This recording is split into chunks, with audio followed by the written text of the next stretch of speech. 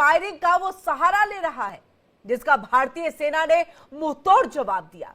पाकिस्तानी सेना को दिन में तारे दिखा दिए गए, जिससे पाकिस्तानी सेना के जवान बिल में दुबकने को मजबूर हो गए हैं। आपको बता दें कि पाकिस्तान ने एक बार फिर नियंत्रण रेखा पर सीज फायर का उल्लंघन किया। बुधवार शाम को बालाकोट सेक्टर में पाकिस्तानी सेना ने लगभग 15 राउंड फायरिंग कर भारत को उकसाने की कोशिश की।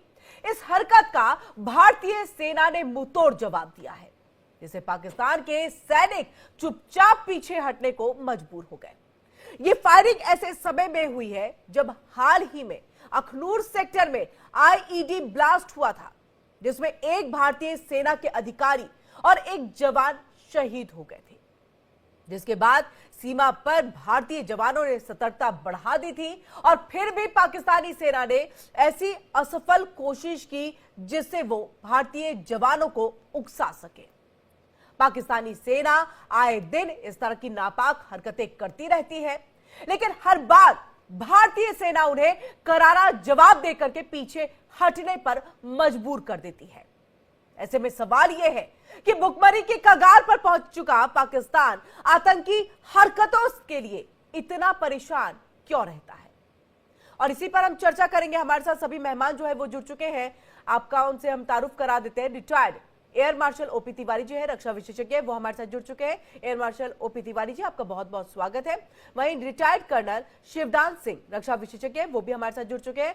आपका भी बहुत बहुत स्वागत है शिवदान सिंह जी। और इसी के साथ हुसैन जावेद, पाकिस्तानी पत्रकार है, आपका भी बहुत बहुत स्वागत है हुसैन जावेद जी।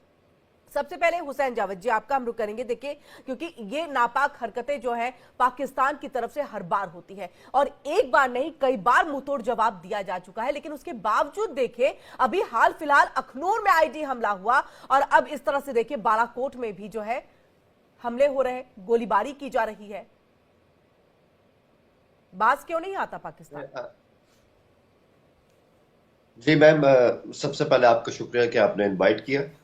तो इसमें सबसे पहले मैं बात ये करूंगा, अगर हम एलओसी के हवाले से यहाँ पे बात कर रहे हैं तो ये जानना बहुत अहम होता है कि एलओसी पिछले कुछ अरसे से यहाँ पर हालात अच्छे रहे हैं, अब जाके दोबारा से वहां पे इस तरह के जो वाकयात हैं वो हो रहे हैं।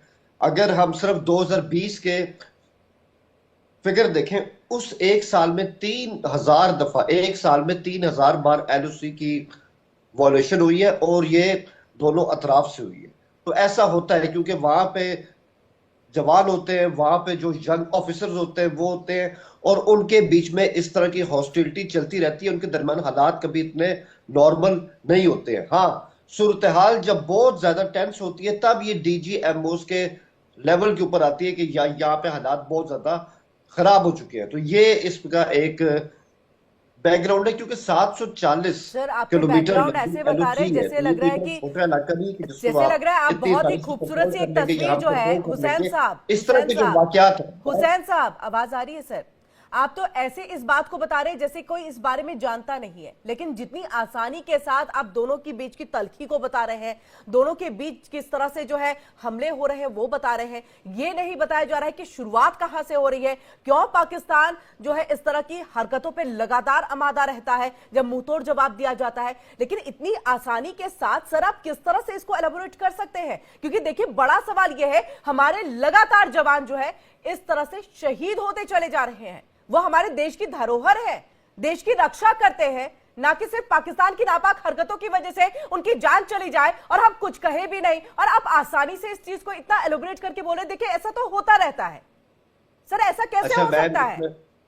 इसमें जो पॉइंट है ना, आप शायद वो पॉइंट इसमें समझी नहीं है। मैं वही कह रहा हूँ, हालात अगर यहाँ पर बहुत ज्यादा खराब हो जाए तो उसमें आपकी इंडियन आर्मी का भी एक उनका पूरा एक इंस्टीट्यूट है, जो इंडियन आर्मी के मीडिया का डिपार्टमेंट होता है, वो आते हैं, आपके स्पोक्स पर्सन आते हैं और वो कहते हैं कि सूरत हाल बहुत खराब है। इसी तरह हमारे यहाँ भी आईएसपीआर है, अभी तक तो ये बात उस लेवल के ऊपर नहीं गई है। तो मुझे नहीं लगता कि इससे हम ये आज ठीक है तय करने के हालात किस लेवल पे जानी चाहिए, किस लेवल पे जानी चाहिए, इसके लिए तो हम तिवारी सर का जो है वो रुख करेंगे। लेकिन उससे पहले रमन, हम आपके पास आते हैं क्योंकि देखिए जम्मू कश्मीर को आप बहुत सालों से वहां पर ग्राउंड जीरो पर मौजूद रह करके देखिए आप कवर भी कर रहे हैं। जिस तरह से आतंकी हमले लगातार बढ़ते जा रहे हैं। देखिए, एक बार फिर से बालाकोट में यहां पर सैनिकों को निशाना बनाया गया, हमला हुआ है। पूरी जानकारी पहले विस्तार से चाहेंगे। जी बिल्कुल, देखिए ये बिल्कुल बालाकोट का ही खाली मामला नहीं है। पिछले करीबन 1.5 हफ्ते से लगातार पाकिस्तान उकसावे की कार्रवाई लाइन ऑफ कंट्रोल पर कर रहा है। आपको याद होगा कि 2 हफ्ते पहले हमने जानकारी दी थी कि पाकिस्तान ने पहले पीओके के अंदर जो अपना इलाका पड़ता है वहां पर आग लगा दी थी जंगलों में, और वो आग जब बढ़ते बढ़ते हमारे लाइन ऑफ कंट्रोल के इस पार पहुंची तो यहाँ पर जो घुसपैठ को रोकने के लिए माइंस लगाई गई थी, उन माइंस में विस्फोट शुरू हो गया। पाकिस्तान यही चाहता था कि माइंस डिस्ट्रॉय हो जाए ताकि आतंकियों को घुसपैठ करने के लिए एक फ्लैट और क्लीन रास्ता जो है वो मिल जाए। और इसी आग लगने की घटना के करीबन 3 दिन के बाद वहां पर घुसपैठ की कोशिश भी जो खड़ी करमाड़ा के इलाके में हुई, जिसमें 2 पाकिस्तानी आतंकियों को भारतीय सेना ने ढेर कर दिया था। उनके पास से बड़ी मात्रा में हथियार और गोला बारूद बरामद हुआ था।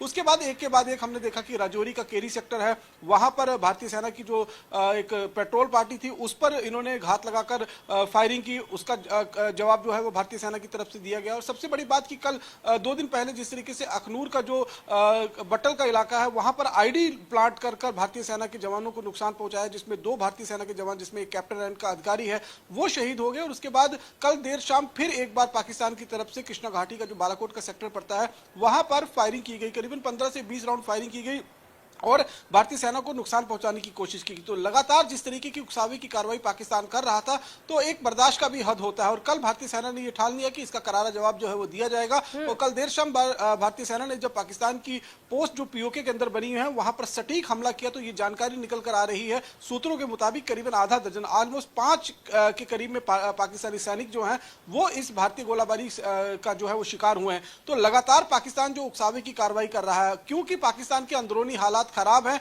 उससे अटेंशन डाइवर्ट करने के लिए वो एलओसी को एक बार फिर गर्म करने की कोशिश कर रहा है, उसे हॉट बनाने की कोशिश कर रहा है। इसीलिए पिछले 2 हफ्ते से लगातार यहाँ पर सीज फायर का वायलेशन हो रहा है, फायरिंग हो रही है, स्नाइपिंग की घटनाओं को अंजाम दिया जा रहा है। क्योंकि जिस तरीके से अभी जी ठीक है रमन, हम आपके पास वापस लौटेंगे। हम यहाँ पर air marshal OP Tiwari sir का रुख करते हैं। ओपी तिवारी सर, देखिए आपने हुसैन सर को भी सुना यहाँ पर। हुसैन जी सीधे तौर पे कह रहे, देखिए बहुत ही आसानी, जैसे लग रहा है कि एक कहानी से वो गढ़ के कह रहे हैं कि देखिए ऐसा होता है, बॉर्डर है, वहां पर स्थितियां जो है वो सामान्य नहीं है, लेकिन अभी फिलहाल देखिए स्थिति जो है वो लेवल पे नहीं पहुंच पाई। क्या होता है ये लेवल, क्योंकि जवान है, सुरक्षा के लिए वहां पहुंचे हैं और इस तरह से आए दिन आपकी तरफ से गोलीबारी हो रही है, आए दिन आप आईडी ब्लास्ट करके जो है सुरक्षा के जवानों को मौत के घाट उतारने की कोशिश कर रहे हैं, आए दिन आपकी तरफ से आतंकवादी हमले की जो एक साजिश है उसको यहां पर रचा जाता है। ये किस तरह की हरकत, क्यों अपनी हरकतों से बाज नहीं आता?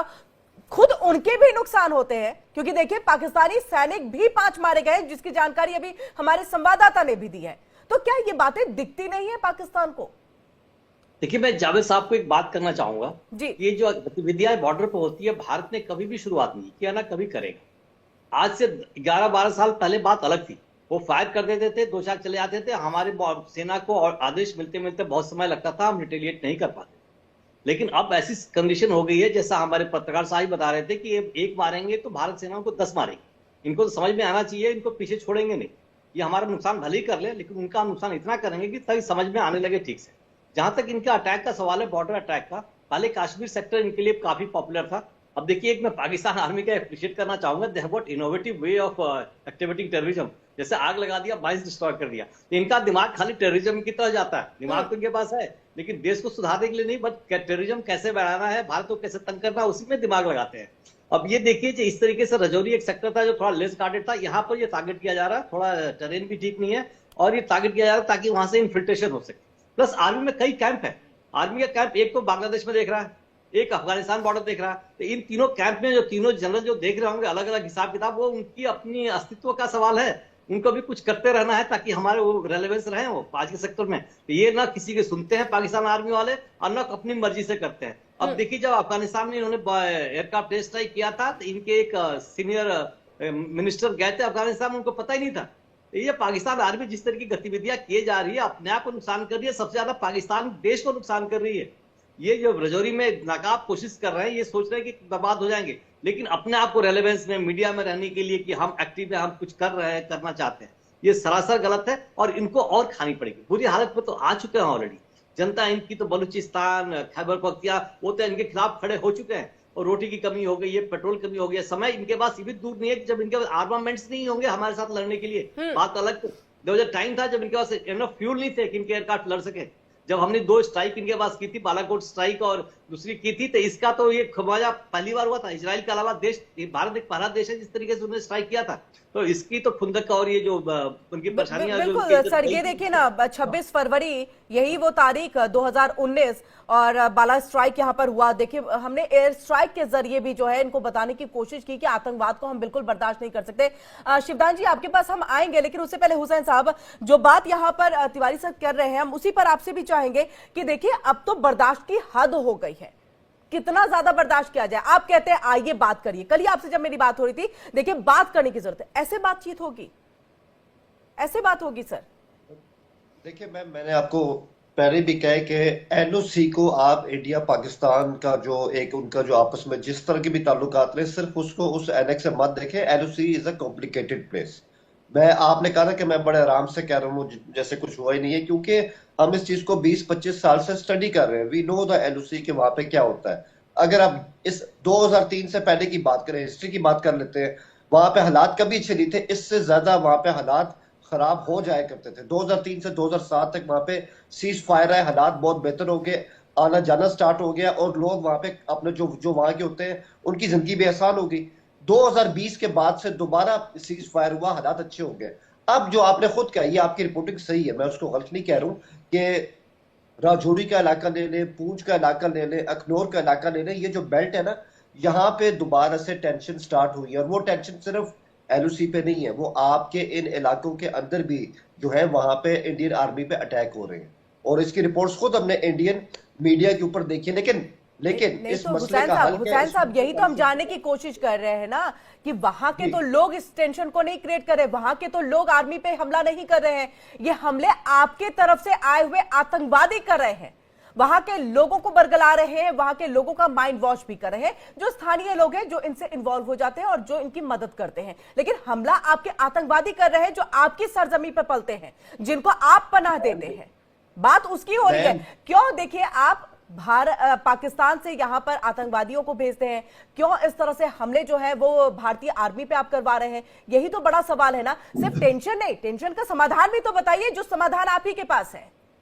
देखें, आप मेरी एक बात सुने। मैं इंडियन आर्मी को और उनकी जो भी मतलब जो भी उनके अंदर एडवांसमेंट्स होती हैं, जिस तरह से उनको इक्विप किया जाता है, मैं उसको अक्सर स्टडी करता रहता हूँ। मेरे इल्म में है कि एलओसी के ऊपर आपके पास एडवांस सेंसर्स हैं, आपने स्मार्ट फेंस लगाई हुई है, सीसीटीवी कैमरास जो है वो आपके स्टेट ऑफ द आर्ट है, और आज से नहीं है, पिछले 4-5 साल से है। हमारे जो है अभी हमारे पास वो वाला लेवल नहीं है जो वहां पर आपके पास है सर्वेलेंस के हवाले से। लेकिन मुझे आप बताएं, क्यों इतना पैसा खर्च करने के बावजूद, इतना स्टेट ऑफ द आर्ट अगर आपके पास सामान है, इक्विपमेंट है, तो आप लोग रोक क्यों नहीं पा रहे? सर, क्योंकि हमारे पड़ोसी अच्छे नहीं है ना सर, क्योंकि पड़ोसी अच्छे नहीं है ना, दिक्कत वहां आ रही है। पड़ोसी अगर अच्छे हो